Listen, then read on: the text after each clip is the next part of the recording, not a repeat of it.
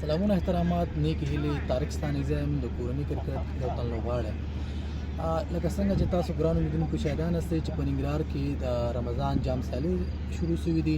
نو خوشبختانه به وایم چې ډېر ښه په معیاري ډول سره ترسره کیږي او زموږ د لوبغاړو لپاره یو ښه فرصت ده تر څو د شپنیو سیالیو سره بلدتیا پیدا کړو.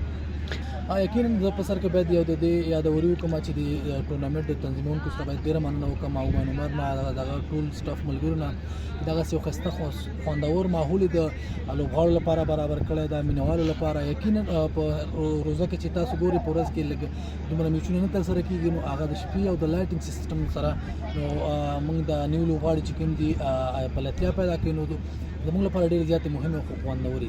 انشاءالله کوشش مې ډېر زیات کړی ده. د روژې مبارکه میاشت ده، په فټنس مې ډېر خواري کړې، په بیټینګ باندې همدا ډول په بالینګ باندې چون زه یو آلراونډر یم، نو په دواړو بخشو کې زه زیات زیار باسم. نو کوشش مې انشاءالله همدا ده چې اختر نه بعد زموږ کوم سیزن شروع کېږي د افغانستان هر فارمیټ د 3 ډے 1 ډے د همدارنګه T20 نو هر فارمیټ لپاره انشاءالله خپل آمادګي مې ترسره کړې ده او لګیا یم.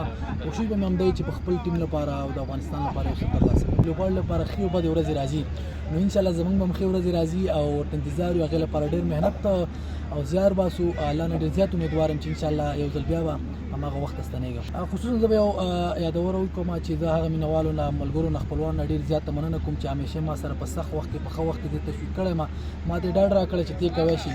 نو انشاءالله کوشش به هم دی چې هغوی لپاره یو ښه او پازیټیو احساس ورکړم او ښې لوبې ترسره کړم.